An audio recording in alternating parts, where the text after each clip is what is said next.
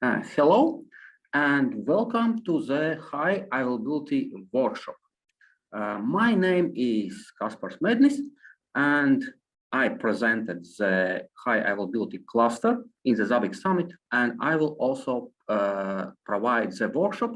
We will start in a minute. Yes, so please wait, and in a minute we will start. Okay, so let's start the workshop.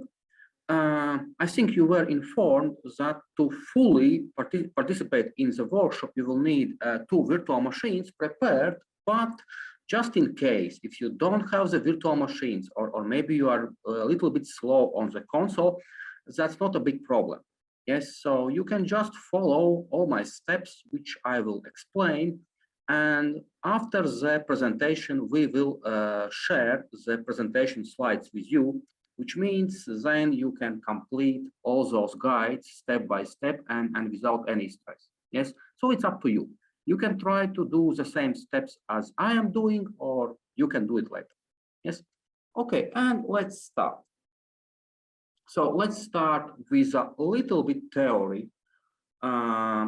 So what is a Zabbix high availability? It's a native solution which is offered by Zabbix 6.0, which is very easy to set up, and you will see this, which does not require any expertise in AH architecture, which is officially supported by us, Zabbix, and which is using Zabbix database to check node status. And so you just need 2 or more Zabbix nodes and a database, and everything will just work. How to start? So it's very simple, and you will see in the workshop. Yes, so to start the cluster, we have one mandatory parameter, which is AH node name, which must be specified. And as soon as you specify the node name, the cluster, the Zabbix will start in cluster mode, and also node address, which is the front-end address, and you will see how it works. Sorry, not the front-end address, but the address to which the front-end will connect. And of course, remember that if you are making any changes to configuration files, you need to restart Zabbix after that. So node name. Yes, the node name is the most important thing. It must be unique. So don't try to start multiple nodes with the same name. Otherwise, just open configuration file, specify the node name, and Zabbix will start in a high availability mode. Then the node address. So the node address is a little bit more complicated thing. So why it's needed? I think you know, or maybe do not know, that Zabbix frontend needs a direct connection to Zabbix server to perform some of the checks. Yes, to display the queue, to perform item test, to display the status report. So the connection is needed. And because we now have multiple Zabbix server nodes, the frontend needs to know which node is active and which is the address of the active node. So here is the node address, which is the public address or fully qualified DNS name. And you are writing the address on each of the nodes. And when you will start the node, the address is written to the database. And when the failover will happen, the frontend will read from the database, which is the IP address or DNS name of the active node, and will connect to the active node. Yes, I will show you this also. Frontend.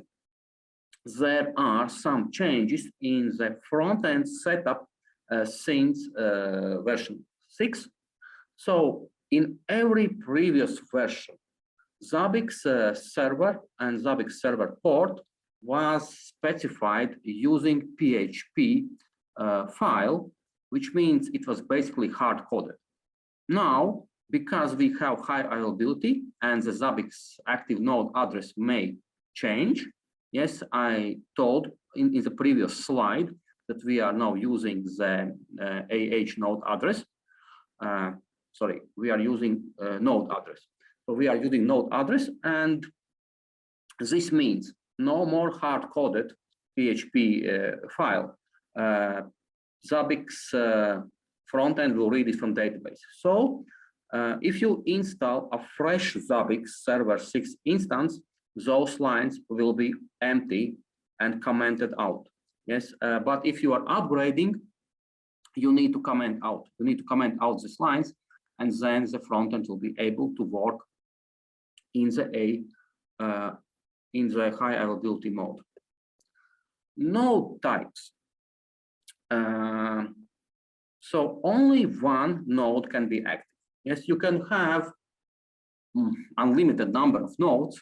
Yes, I think 2 or 3 are enough, but you can add more. So only one node can be active. You cannot have 2 Zabbix servers running at the same time. That will be a disaster. Yes, so only one node can be active. Then multiple nodes can be in standby mode. Yes, you may have multiple nodes in active standby, ready to fail over as soon as the active node will be shut down. And you may also have a couple of nodes where Zabbix server is stopped. Yes, so the nodes are listed in the nodes list. They are like registered, but they are currently shut down.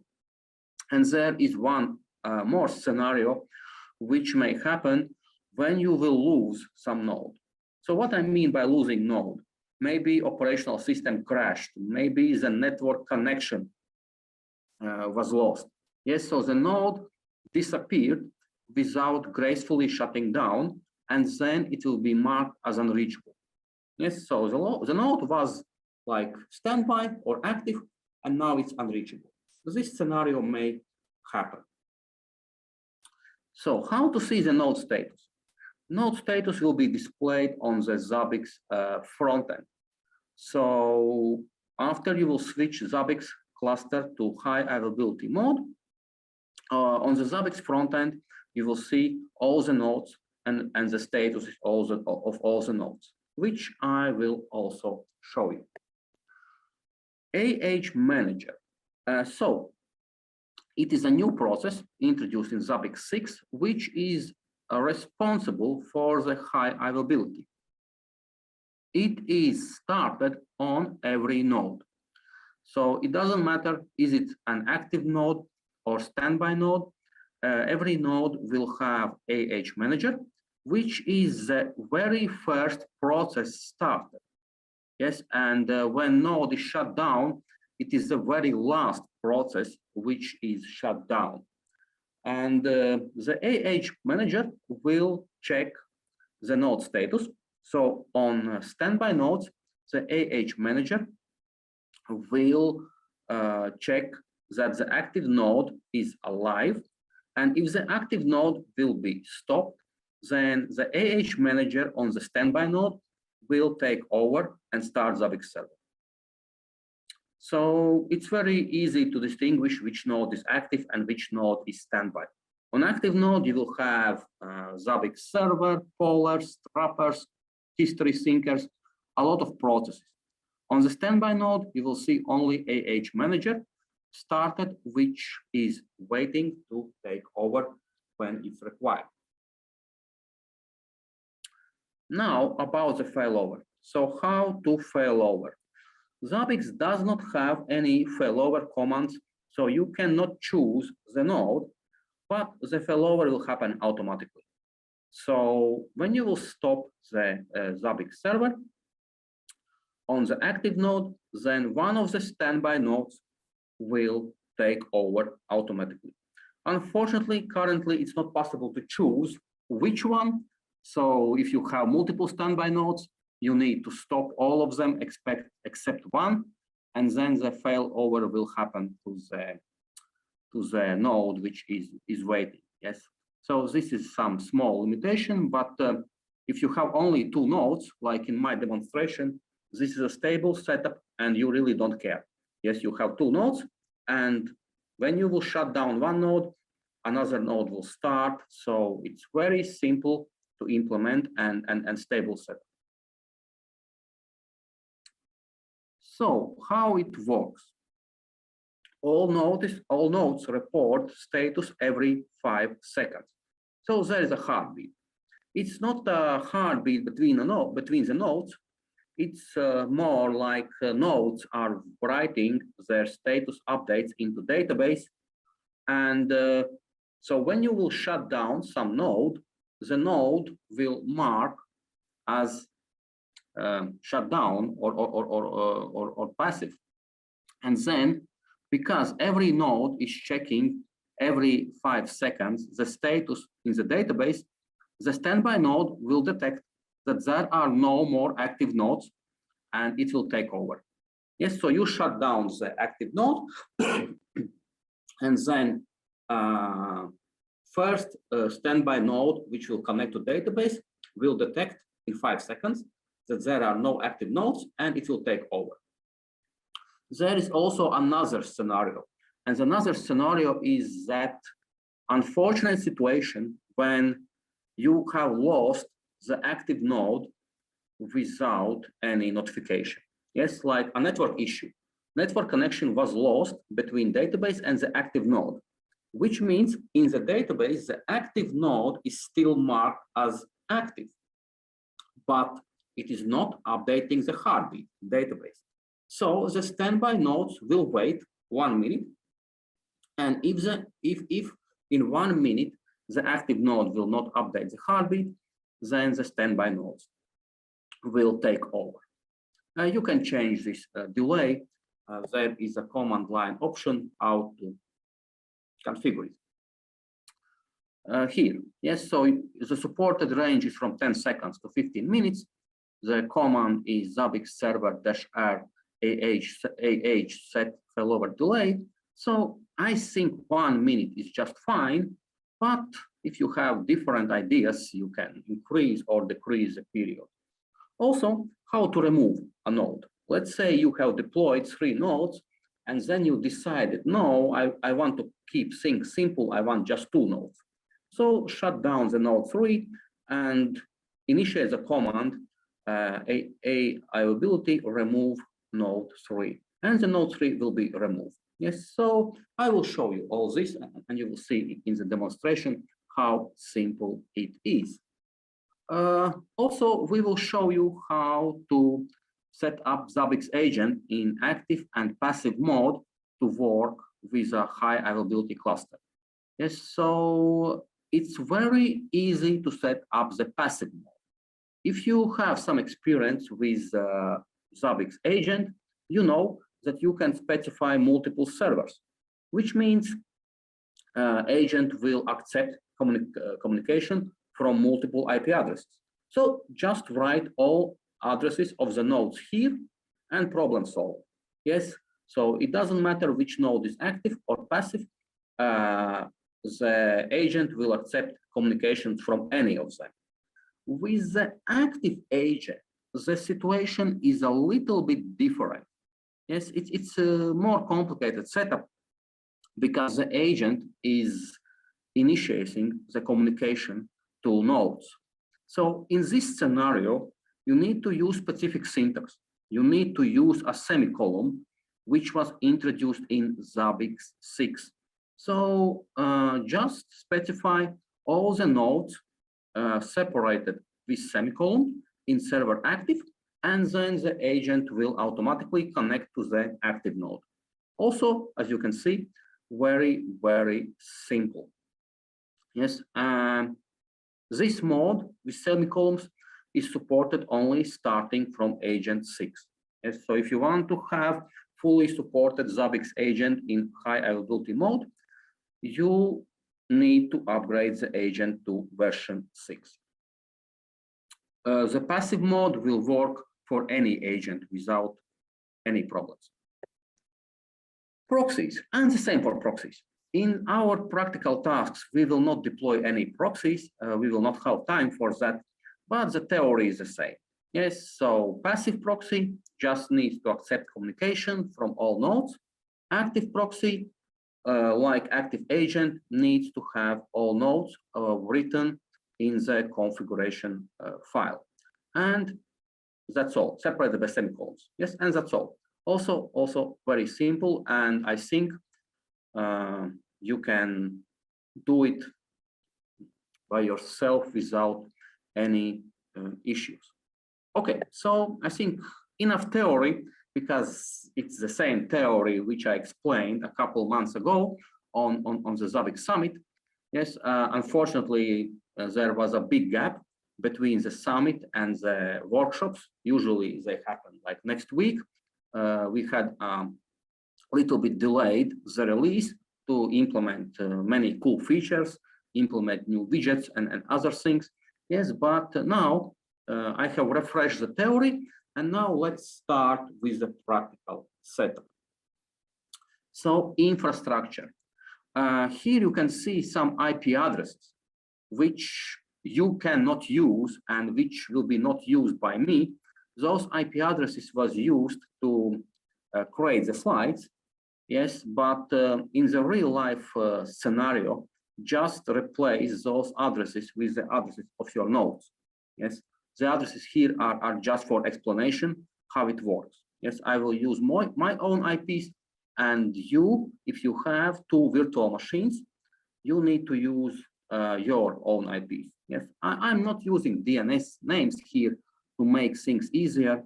If you have a working DNS server or you have ATC hosts, of course, you may not use IP addresses, you may use DNS names, but as I said, I will use a plain IPs to show you how this works, yes, without any additional layer of DNS. So I have two virtual machines with those IPs. On the node 1, I have Zabbix server 6 and MySQL database 8 installed. The Zabbix node 2 is completely empty, even without Zabbix server. So I will set it up. Yes, and you will see actually how simple it is to set up Zabbix server. Just a few commands. Okay, so I think this was pretty simple. Let's start. So when you install Zabbix 6, the cluster is disabled. You can go to the reports, system information, and you can see that the cluster status is disabled. So high availability is not enabled at all. I will show you the same on my Zabbix instance. I will quickly go through the initial front-end setup wizard for version 6. You can see it's very easy. Welcome screen, next step, then all the prerequisites which must be met. Okay, everything is good. Next step is database connection. So I will write a password here. Everything else is fine. And the time zone. Yes, it's a nice feature where you can specify a time zone per user later. Yes, it's a new feature. And server name. Let it be high availability 6.0 workshop. Okay. And here, summary. Now, if you have used Zabbix before, you may notice that there is a one wizard page missing. Yes, so previously there was a page where you specified the front-end connection, how it connects to Zabbix server. This page now is missing because it will be handled by high availability itself. Yes, remember the beginning of my presentation. Okay, so next step. Done, and let's log in.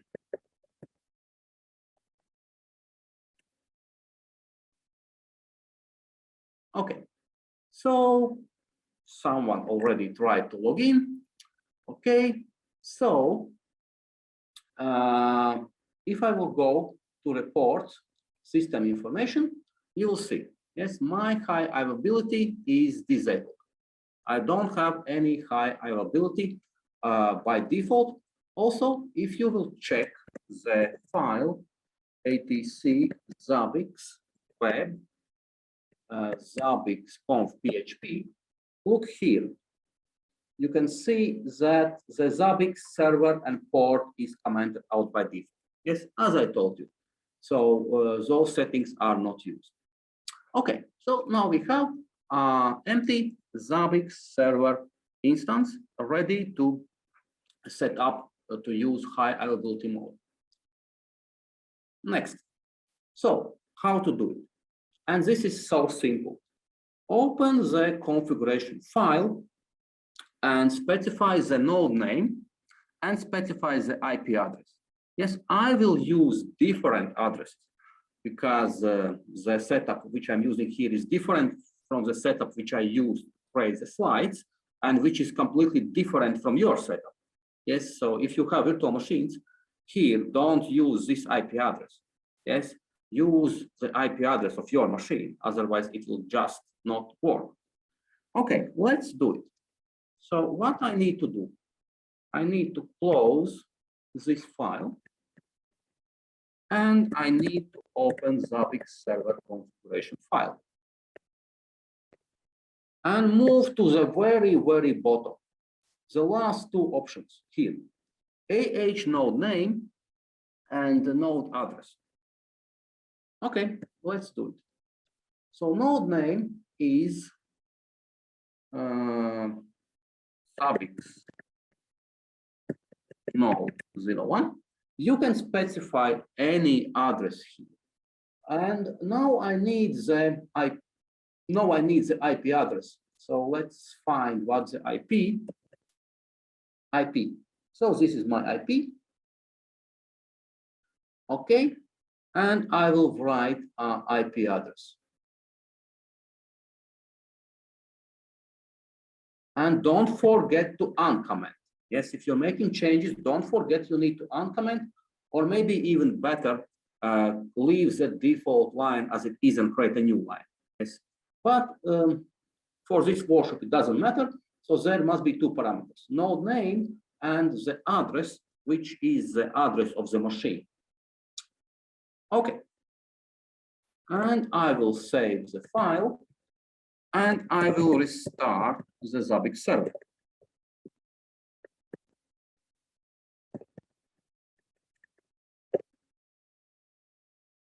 Okay, now let's check what happened with Zabbix server.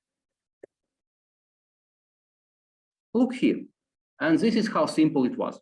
Yes, so I have enabled the high availability cluster. It's enabled with failover 1 minute. 1 minute is if something will go unreachable. Of course, if I will shut down, it will fail over in 5 seconds. And there is a node. So the node name, my custom node name, which I specified in the Zabbix server conf file. So one more time here.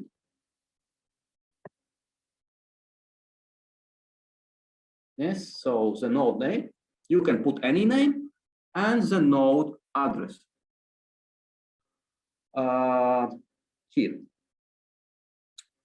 Okay.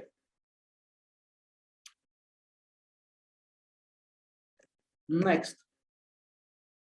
So this is done. Now we need to add the next node. Yes, we have, because the high availability requires at least 2 nodes. 1 node is just not enough. So I have displayed you the status. Now let's install Zabbix on the second node. It's very easy. Open the node tool and just install the repository. How to do it quickly? You can go here. What I'm doing always, I'm going to repo Zabbix.com, Zabbix 6.0. I have Red Hat 8. So choose your version. Go here, and here is Zabbix release. Just copy the link address that works and DNF install -yes and paste. And here we go. In a couple of minutes, I will have Zabbix server installed. Here it is. So I have, okay, this is not a Zabbix server. This currently is Zabbix release. This is just repository. So I need to issue one more command. I need to install Zabbix server. DNF install Zabbix server MySQL. And here we go.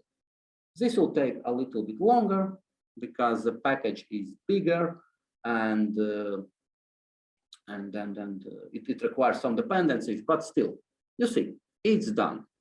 Okay, now what's next? So this is my second node of Zabbix server.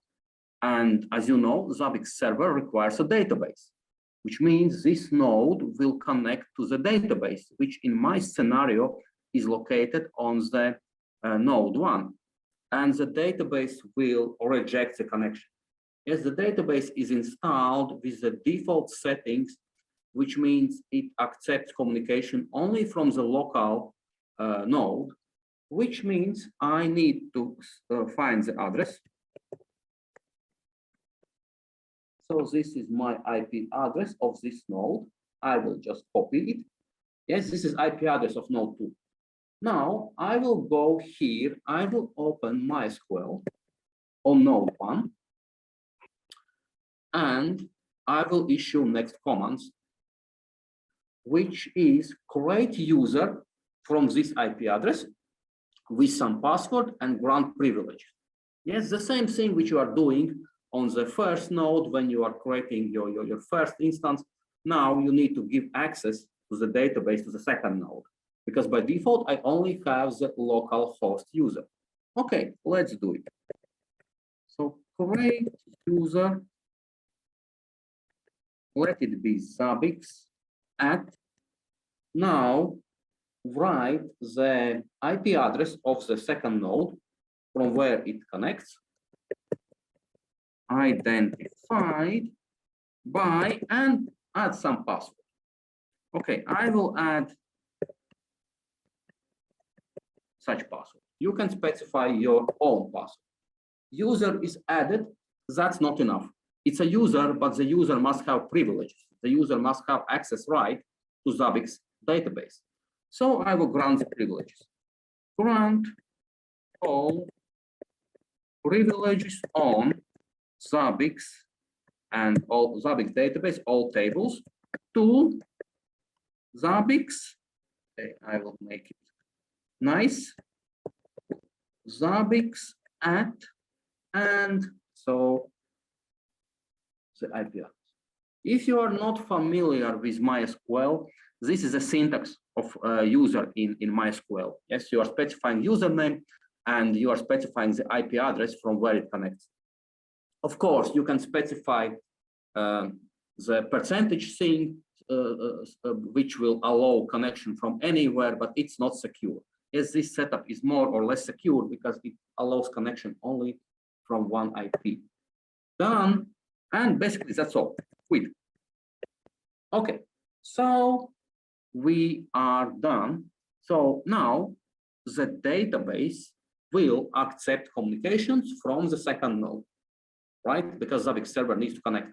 Now, also, we need the address of the database here, because we will write the address of the database in the Zabbix server configuration file on the second node.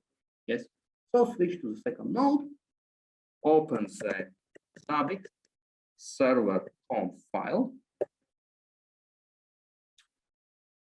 find the DB host here, and change the DB host. So DB host is not a local host. We don't have a local database, but this one. This is a DB host. DB name is Zabbix. DB schema we don't need. It's for Postgres.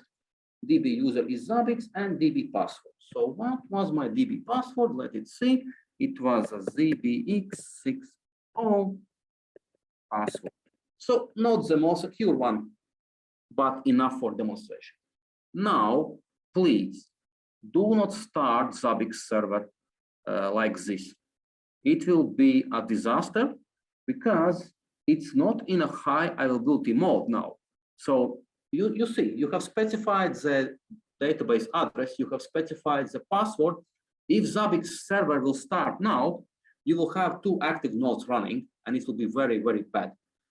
Instead, you need to go to the very bottom of the page.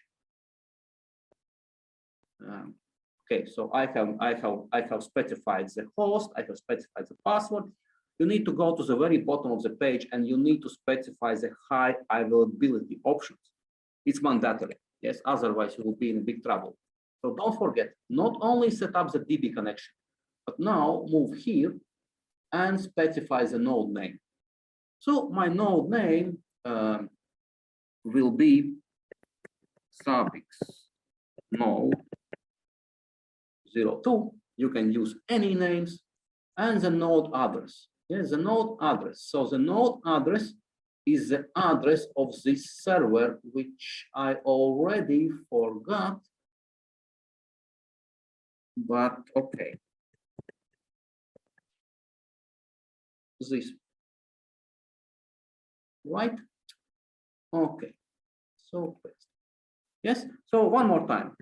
In the database, at the very top, you are specifying the address of the DB host where Zabbix server needs to connect. At the very end here, you are specifying the node address. This address will be written into database. And if this node will become active, then the front end will know how to connect. Okay, let's see. Let's see. I think it was pretty simple. Let's see how I will succeed. You never know what will happen.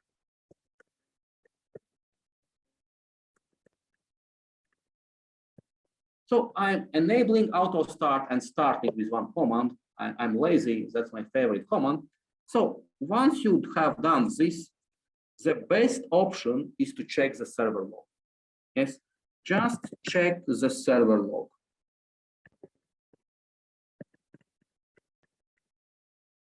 Okay, so I succeeded.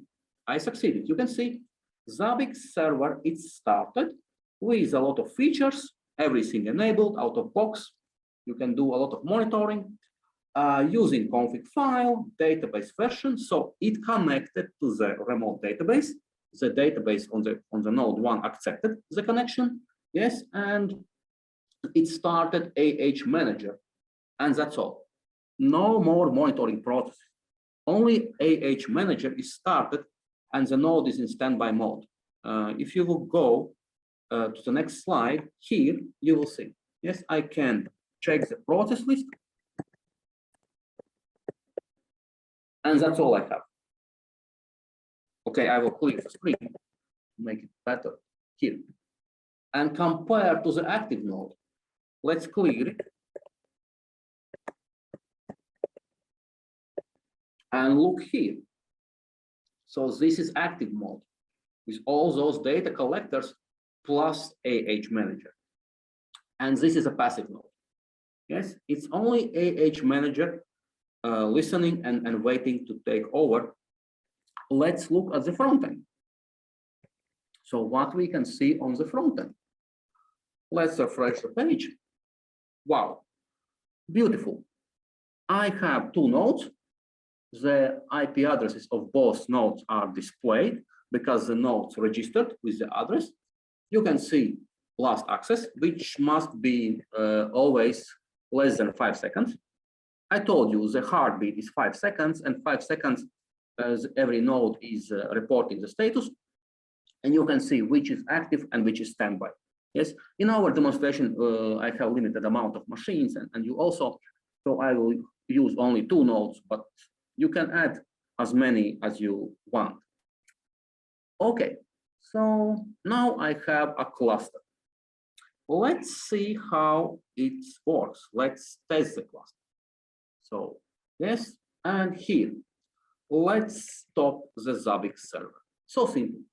Yes, let's go here and stop the Zabbix server. Systemctl status, sorry, stop Zabbix server. And let's check.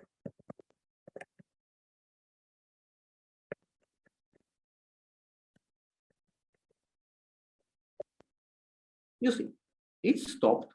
Okay, now let's see what's displayed here.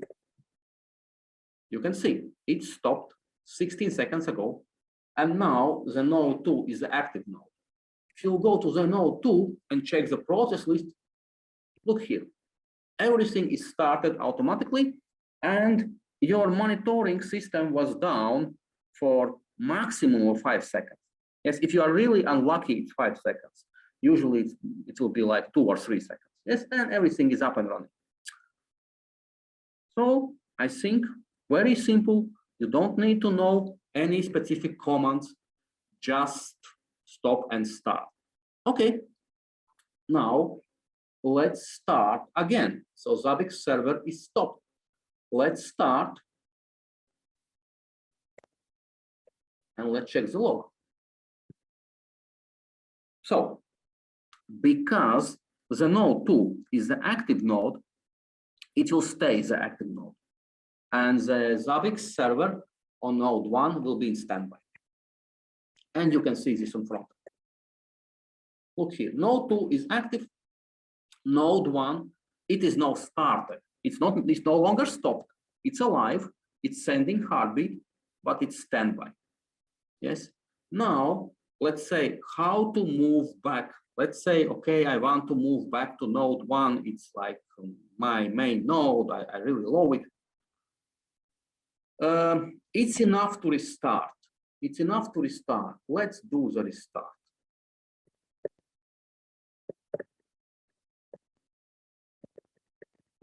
So I will restart. Oops. I will restart Zabbix server on node 2. And let's see what will happen. Oh, look here. Both nodes were standby. Yes, if you look here, both nodes were standby for a second, and now the first node is active. Yes, when you restart, the next node will take over. And now everything is back. Yes, I have 2 nodes, and node 1 is active, node 2 is standby. Yes, so when you shut down, the failover will happen. When you will restart, failover will happen. Everything is managed automatically. No complicated commands. Also, there is a runtime command. If you will run the command Zabbix server -r/ah status, you can see here. Yes, okay, I will clear my screen and repeat the command here. Yes, you can see. We have 2 nodes. Everything is displayed also on command line. So you can use this option. What will happen if I will execute the same command on the passive node? Nothing. But you can see that this node is passive. It's standby. Yes, it says that I'm not active. I cannot do it.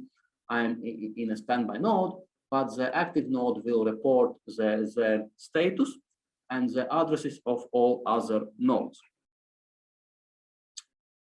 Okay. What's next?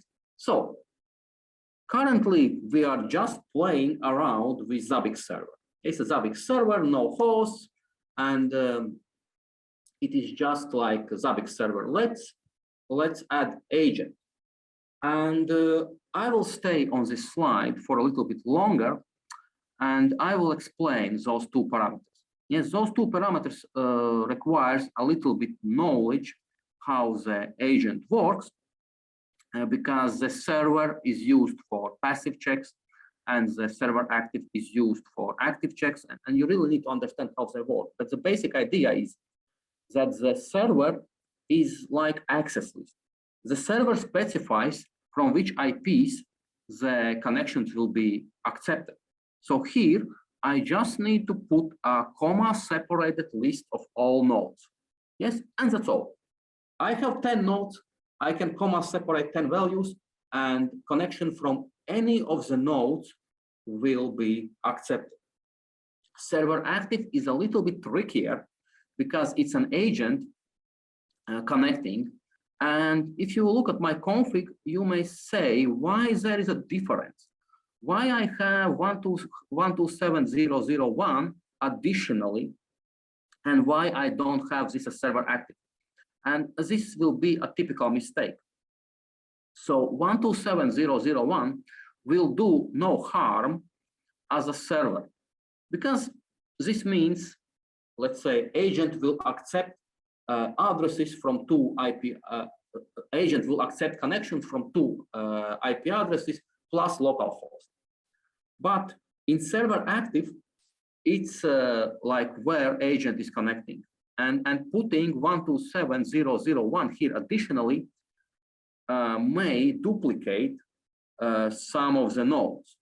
Yes, because the node may have a local address 127.0.0.1, and at the same time it may have external address, and both of them may point to the same node, which will be bad. Yes, so see here, I'm really careful. I'm specifying just the addresses of the nodes. Yes. Okay, it's not possible to explain in 5 minutes how active agent works, but at least I tried. Let's do it. Let's do it, and let's configure the agent. So I have agent. It doesn't matter. It can be agent. It can be agent 2. Both of them works. Agent 2 is like just a more modern version of agent. I really like all the plugins and other stuff. So you can also try. Yes, it's more powerful than one, but it will work with C-based agent 2. Open the agent conf, go to the server, and here. So I will leave this. I will leave this because then the local host will work. Otherwise, why is required? It's required because let's look here. And here, you see, it's using localhost. If I will remove the localhost, I need to redefine the DNS. Okay, I will leave the localhost, and okay, what were my address? So my addresses of the nodes currently are, I will just copy paste, have them in the notepad. So address of the node 1, and address of the node 2. You can use DNS names. Yes, in your productional environment, I think you have DNS names, and you can use them. Yes, I'm using pure IPs to just show how it works. And for passive checks, that's perfectly enough. Yes, connections will be accepted from any nodes. Let's move down a little bit. So here is server active. For server active, I will change. I will remove this, and now I will specify the address of the first node, and I will specify the address of the second node.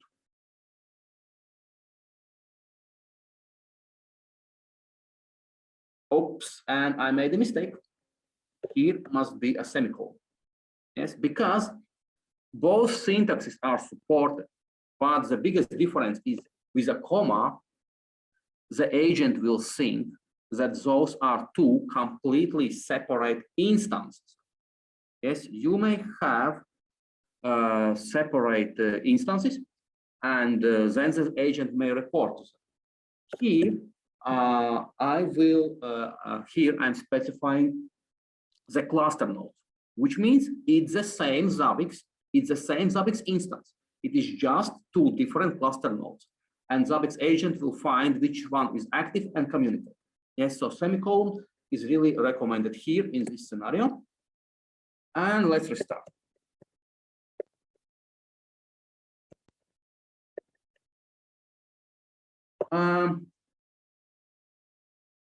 Oops, I made a typo. And here it is. Yes, and now I can fail over. I can switch between the nodes, and Zabbix agent will work with any node without any problems. Yes, just give me a second.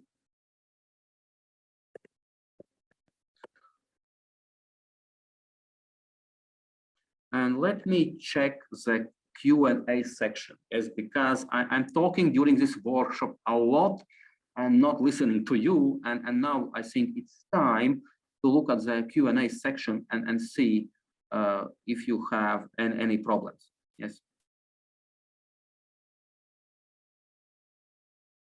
So, okay, I will just answer some of the questions. So the question is, the AH node name must be the same server name value? No, the AH node name is just a custom name. Yes, so here it doesn't matter. So let me do something. Sorry.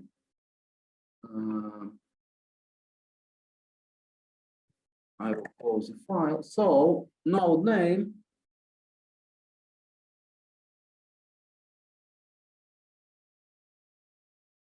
Let's try to do something like this. My favorite node.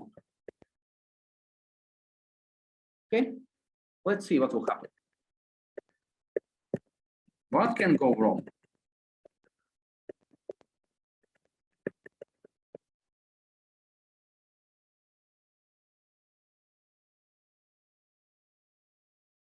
Okay, let's check the log file.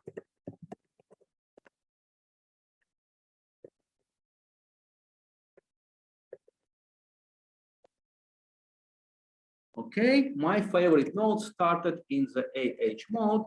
Let's look here. Okay, now we have a situation. Now we have a situation like this. Yes, which is something which I wanted to display you on the next slides, but I renamed the node and the node automatically re-registered.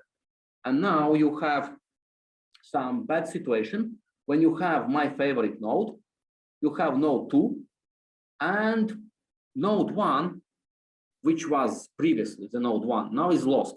It's actually lost forever. And it will stay here forever, and you really want to remove it. Yes. So how to remove it? My next slide was actually about that. How to remove. So here is a command: Zabbix server -r remove node. Okay, and this must be executed from the active node. It will not work from here. I can try, but it will not work. Zabbix server -r. Okay, let me look what's the command. I can't remember all those commands now. Remove node equals Zabbix node -r. You see, I cannot do it. Okay, I will do, oops, I will do this from the active node, which is node 2. Okay, removed. I don't believe. Let's check here. I succeed. And now I have two nodes. One node has some custom name. It's a favorite node, which is currently stopped. So I want to switch to this node, which means systemctl restart Zabbix server on node 2. And let's see. Okay, both are standby. And the favorite node is up. Okay, let's see some more questions. In a Docker container deployment, where is AH manager? Inside the Zabbix server container, yes. So it's component of Zabbix server. Yes, like all the other, if you look here one more time.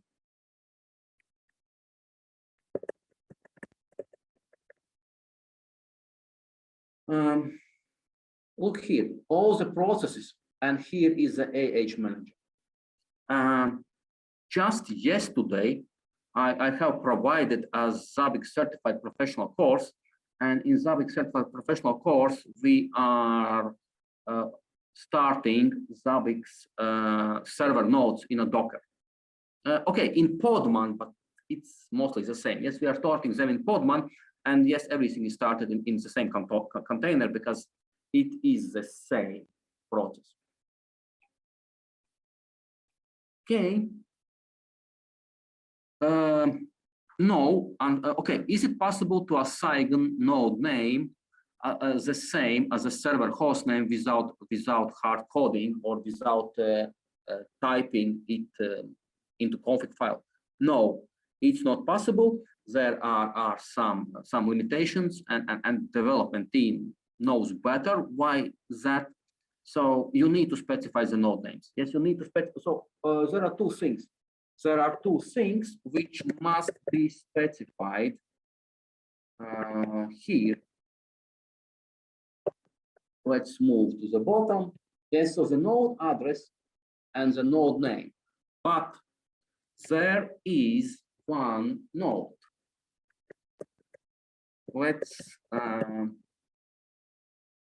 Let's go here and let's go to Docker Hub.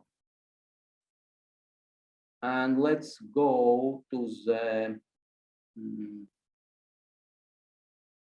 no, not here.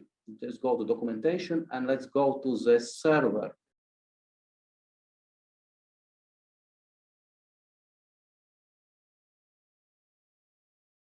And in Docker, I have not tried by myself yet. It's a very new version. But look here. At least I can see some auto node address. Yes. So this means if you're running a Docker container, since version 6, it may be possible to specify the nodes automatically using Docker. Yes. So you can try it if you're using Docker, but the node name must be specified manually. Is IP version 6 supported? It must be. It must be because Zabbix supports IP version 6, so there is no reason why IP version 6 must be not supported. I think I can answer just yes, because you know, the communication is going through the database. So if Zabbix can connect to database using IP version 6, then actually everything will work.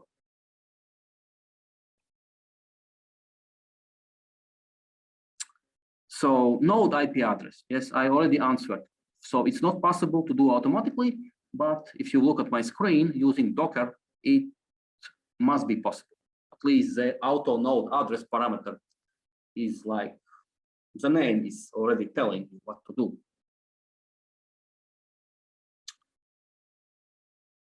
Is the database synchronized between both servers? So here, we are not synchronizing the database. So be very careful. Yes, I'm okay.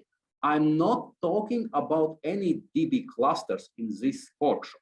Yes, in this workshop, I'm talking about the same database. The same database is shared between nodes. Yes, just one node is active, one standby, but the database is the same. And you may have some kind of cluster here, but okay, it's your problem how you manage your cluster. Yes, it's out of scope of Zabbix cluster, which means we are not talking about DB synchronization. It's the same DB, and just both nodes are writing heartbeats. Okay. Can I use more front ends with one cluster? Yes, you can use unlimited number of front ends. Especially from version 6, because we have redesigned the front end a little bit and just set up all the front ends the same way I did. Yes, and all the front ends will connect to the Zabbix database, and all the front ends, you may have like hundreds of them, will read the IP address of the active node from the database, and it will work. Yes. And it's officially supported in the version 6. Yes, deploy multiple front ends, just leave the PHP option empty, and they should work. The DB should be installed to separate server. Okay, the DB should be installed on a separate server, or it's still the part of installation and you manage it with the AH availability. So one more time, you are not managing the database. Yes, on my setup, because I have limited amount of machines, okay, in a perfect world, I would have 3 machines. Yes, I would have a machine for database, machine for Zabbix node 1, and machine for Zabbix node 2. I had limited amount of machines, and I'm putting database on the same node, but it's not a part of, as I said, the database is not a part of Zabbix cluster. It's a database which is a database, and how you manage your cluster and what kind of DB cluster you have, it's the responsibility of the DB admin. Yes, we are talking about the Zabbix cluster. Okay. Yes, this is a good question. When I change something in config file of Zabbix server on node 1, are the settings copied to the node 2? Unfortunately, no. And that's a big problem, actually. Yes. So look here. I'm using the default files. I'm using the default number of callers and trappers and cache sizes. So my instance is not tuned at all, and I have two default configs on two nodes. In production, you will tune the history cache size. Yes, you will tune this. You will change the history cache size to maybe something like 1 gigabyte. And you need to remember to do the same on the second node, right? Otherwise, you may end with one node which has a proper configuration and another node which is like waiting for 2 years with some improper configuration. And when the failover happens, the second node may just crash. So the configuration files are not synchronized. You need to do it manually, or you need to implement some third-party solution. Yes, so currently, Zabbix is not managing the config files at all.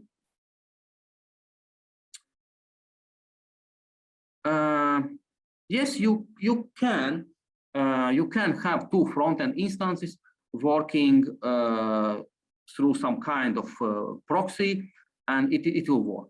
Yes, it's not a problem. We have if you have you need to have persistent sessions, and that's all. It will work. How you implement your front-end setup is completely up to you. Are the front-end available on both nodes? So, one more time, front-end is installed in my scenario. Front-end is installed on node 1. You can see the address. Look here. Look here. The address matches the node 1, but which is active? Node 1. Okay.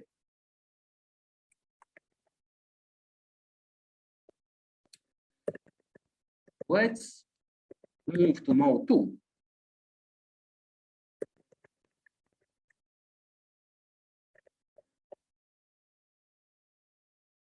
Let's see. Node 2 is active node, completely on different IP address. My frontend is installed here. It is connecting to second node. You can see the queue is working. I hope.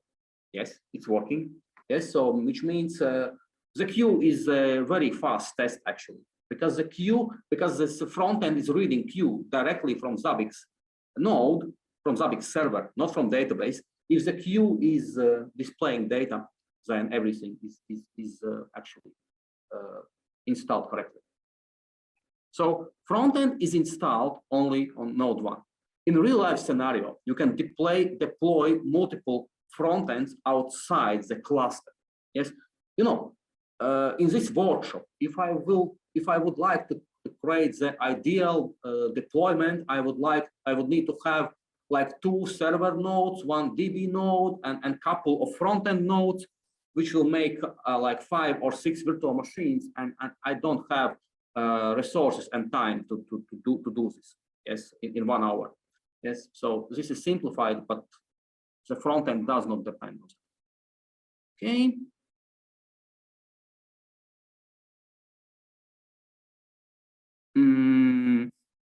In a large configuration with thousands of agents, is there an easy way to quickly show if any agent have not been updated version 6? So agent version, there is a key. If you will go to item keys for Zabbix, yes, there is a, sorry, agent keys,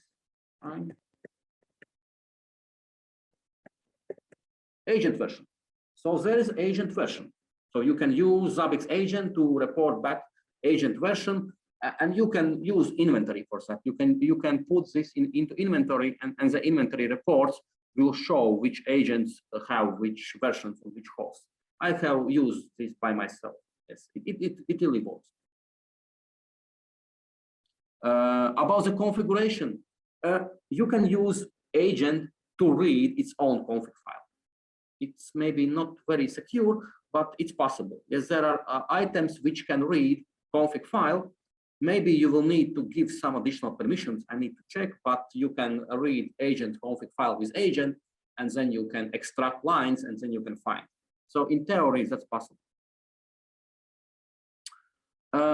Unfortunately, I'm running out of time because there was 1 hour limited to this workshop. So I have answered most of the questions. I have showed you the full demonstration of all possibilities, almost all possibilities. Yes, there are some other commands how to change the delays or things like that, but most functionality is covered. So thank you for attending. We will answer all the open questions after the session in the chat. And before I end, so if you have enjoyed this presentation,